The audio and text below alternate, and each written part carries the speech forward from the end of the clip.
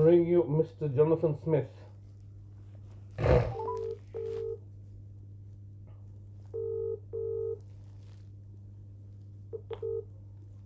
Hello, you've reached the voicemail of Jonathan Smith at DWF Law. I'm sorry I'm unable to take your call at the moment. If you'd like to leave your name and number, I will of course get back in touch with you as soon as I am able. Thank you. Please leave your message after the tone.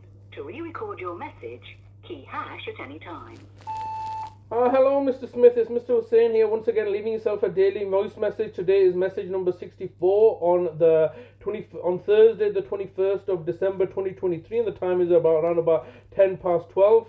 I once again leaving yourself a message urging you to contact me so I can get some clarity of understanding. I mean, the aspect of you simply ignoring me like this is clearly strategic and by design and instruction by a third party. As a professional solicitor, why would you not choose to engage with me? I've noticed the fact that you've now even been instructed not to send me any emails any further. So you're not sending me any further emails, and now you're looking to send out written correspondence to me regarding the gas safety inspection. And no doubt you're going to be looking to railroad this through the courts once again, as your firm did last year in September.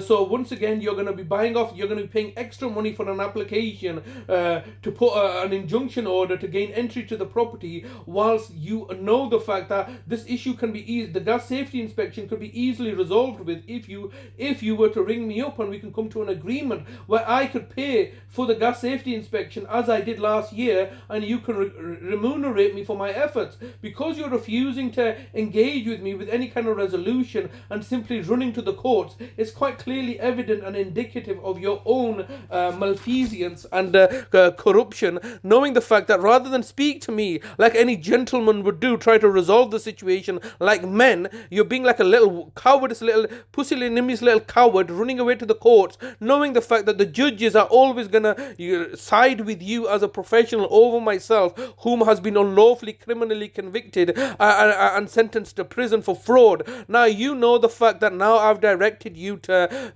the letter dated the 7th of April 2014, where my mother and my brother give me a power of attorney in front of both your representative clients' agents, namely Nazneen Zafar and Jonathan Cole, on the 2nd of April 2014. You know the fact that any criminal conviction against me loses all credibility and value. This is one of the reasons I'm asking to speak to you, because quite clearly the entries that you provided, you disclosed, have been deleted, or you've repressed this information. This is clearly an act of fraud. You've committed an act of fraud in your disclosure, and I'm asking you to simply engage with me. You're refusing to engage with me, and you're simply buying off the judges for an outcome for your benefit, and you know it and I know it, and you're not getting away with anything, because you know I'm recording all my calls for training and quality purposes. I'm publicizing them as a citizen journalist to highlight to the world of your fraud and deception and corruption and collusion with the courts and the judges and the county courts and the local authority in order to circumvent truth and justice. My brother Talib and myself are now suffering. It's been 135 days. So while everybody else up and down the country is going to celebrate Christmas with their family, once again me and my family are being tortured like this, so you can continue to the narrative of your lies and deceptions. I've left you a message every single day. It's been 64th message today, and you're refusing to engage with me whilst looking to exploit our vulnerability and take pleasure in our human suffering. There will be consequences to your actions, Mr. Smith. There will be consequences to everybody's actions in the manner that you are in. You have a fiduciary duty of care and a moral responsibility not to allow our human suffering to take place. You are directly responsible for me and my brother's human suffering. I have not seen my brother for the last 134 days or the last 135 days. Time up in 10 seconds.